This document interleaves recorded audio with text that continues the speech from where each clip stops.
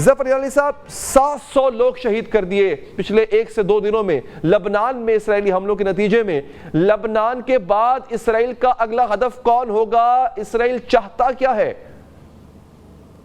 دیکھیے جو بھی اسرائیل چاہتا ہے اس کا خیال یہ ہے کہ وہ جتنے اور ماریں گے لوگوں کو، ڈرا کے ان لوگوں کو کہیں گے ہمیں بس بہت ہو گیا ہے، بہت ہو گیا ہے، ختم کرو ختم کرو. یہ ایسے نہیں ہوگا، مگر یہ چاہتے ہیں کہ اس طریقے سے ان کو مسلمانوں کو ڈرا کے، عربوں کو ڈرا کے ختم کر دیں. مگر وہ نہیں ڈر رہے. نمبر 1 وہ لڑتے رہیں گے اور اسرائیل اب پھنس گیا ہے. اب تو اسرائیل کی خواہش یہ ہے کہ جلدی سے جنگ اور ایسکلیٹ ہو. ایران میں اصل جڑ جو ہے اسرائیلیوں کے خیال میں اصل جڑ جو ہے اس جنگ کا وہ ہے ایران. وہ چاہتے ہیں کہ اگر ایران کی بیکنگ نہیں ہوتے، پیسے نہیں ہوتے، ہتھیار نہیں ہوتے، میسائلز نہیں ہوتے، ڈرونز نہیں ہوتے تو یہ دو لڑ نہیں پاتے. تو وہ چاہتے ہیں کہ اسرائیل یا ایران جو ہے ان کے خلاف اور ایکشن لے کہ ان کو بہانہ ملے کہ یہ پھر اپنے F-35 اور بنکر بسٹنگ ویپنز جو امریکہ سے انہوں نے لیا ہے اور ٹیکٹیکل نیوکلیئر ویپن سے ایران کا آرمامنٹس انڈسٹری، ایران کا نیوکلیئر پوٹینشل، اور ایران کو یہ چاہتے ہیں ڈی انڈسٹریلائز کرنے، ڈیمز اور انڈسٹری سب کو ختم کرنے.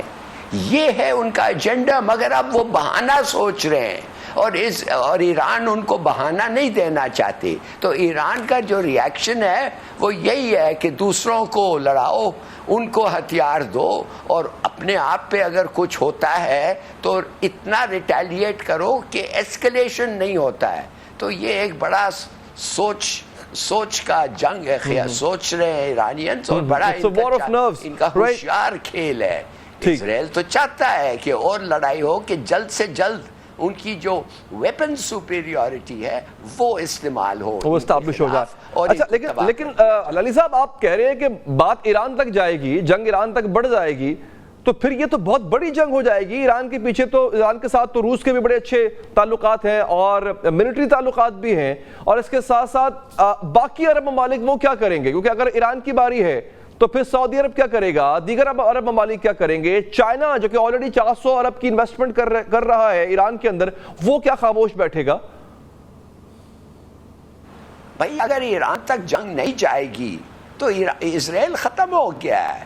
اسرائیل اس لیول پہ لڑ نہیں سکتا. اسرائیل کی اکنامک کولیپس ہو رہی ہے. اسرائیل کے فورسز اتنے نہیں ہیں، نہ ان کی ٹریننگ ہے کہ یہ ایک فار ایور وارز میں لڑتے رہے جیسے مثال کے طور پہ طالبان نے لڑا. یہ وہ جنگ نہیں ہے. ان لوگ سب بچے ہیں، یہ BA یہ پڑھے لکھے لوگ ہیں، ان کو اتنا کیپیسٹی نہیں ہے کہ 20 سال کے لیے ایسا ایک جنگ لڑیں. وہ چاہتے ہیں کہ ان کی ڈسائسو ویپن سپیریورٹی استعمال ہو اور ان کے جو دشمن ہیں ان کو ختم کر دیں، تباہ کر دیں. اور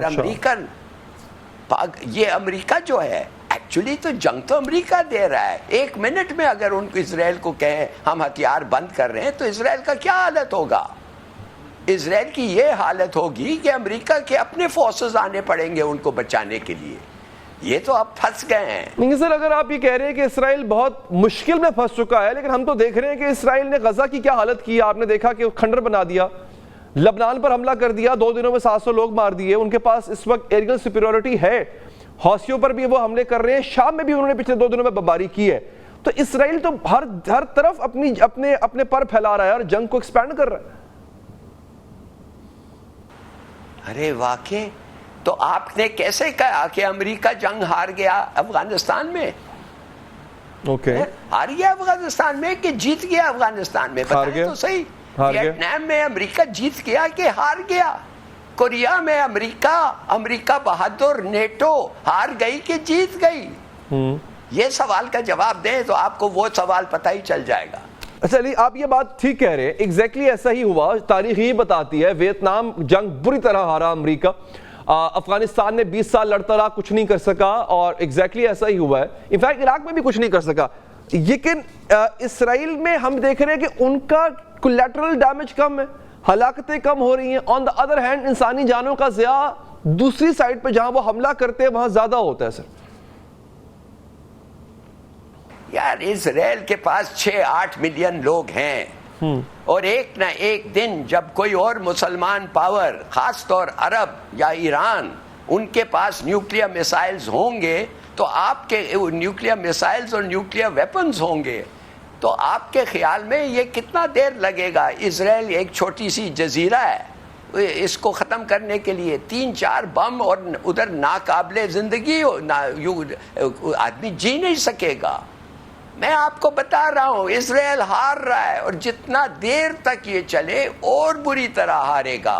یہ کون کہہ رہا ہے اسرائیل جیت رہا ہے؟ اس لیے کہ 40,000 بچے، عورتیں اور جو بے ہتھیار لوگوں کو مار دیا ہے، اس لیے جیت رہا ہے؟ تو کیا حماس ختم ہو گیا ہے؟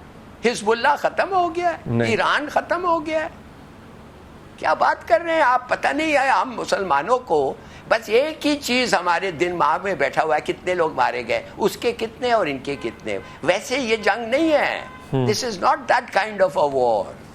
تو اچھا ہلالی صاحب، امریکہ اس خطے میں کیا مقصد حاصل کرنا چاہ رہا ہے؟ مطلب لگ رہا ہے کہ جنگ کو ایسکیلیٹ بھی امریکہ کر رہا ہے، وہ بار بار فیول کر رہا ہے اسرائیل کو، مدد کر رہا ہے اسرائیل کی، اور وہ کچھ چاہ رہا ہے اس خطے سے میں جنگ بپا کر کے۔ بھئی یہ تو پھنسا ہوا ہے نا امریکہ۔ امریکن کوئی امریکن صدر یہودیوں کو امریکہ میں نہ نہیں کہہ سکتا۔ اگر وہ نہ کرے تو جو فنڈنگ ہوگی کیمپینز کے لیے وہ ایسا بدلے گا کہ دے ول، جو بھی پارٹی ہو ان کو تو پھر کوئی ہوپ ہی نہیں رہے گا۔ امریکہ کا تو پرانا کہانی ہے نا، دم کتے کو ہلا رہا ہے، the dog is wagging, the tail is wagging the dog۔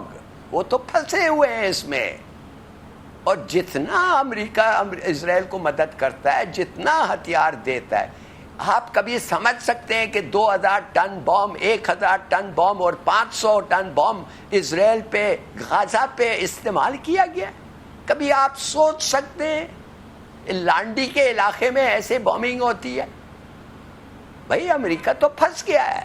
یہ بائیڈن کولڈ وارئر ہے، یہ بائیڈن کو کوئی ایسٹیمیٹ اور امیجن ہی نہیں کر سکا کہ کس قسم کا ری ایکشن ملے گا۔ آپ سمجھتے ہیں اسرائیل کو کوئی ریکگنائز کرے گا؟ سعودی عربیہ نے کر دیا ہے کہ جب تک فلسطین نہ ہو ہم کبھی اسرائیل کو نہیں مانیں گے۔ اب تو فلسطین ہوگا اور اسرائیل نہیں رہے گا۔ اگر یہ جنگ 15-20 سال تک چلے آپ دیکھیں گے کہ کیا ہوتا ہے۔ ہاں ایک طریقہ ہے کہ سب مسلمانوں کو، ملینز کو ختم کر دیں، عرب نیشن کو ختم کر دیں، عرب کے 1.5 بلین جو ہیں وہ جتنے جو کتنے بھی ہیں 100-200 ملین، سب کو ختم کر دیں، مصر کو ختم کر دیں، جارڈن، سعودی عربیہ، یہ سب کو ختم کر دیں۔ ہاں پھر مگر اس وقت تک یہ 6 ملین لانڈی کے جتنے برابر اسرائیلی ہیں، یہ ان کو کون ہتھیار دے گا، پیسے دے گا اور کہے گا لڑو، ختم کرو، اس لیے کہ تم یہودی ہو؟ ٹھیک ہے، بہت بہت شکریہ ظفر علی صاحب۔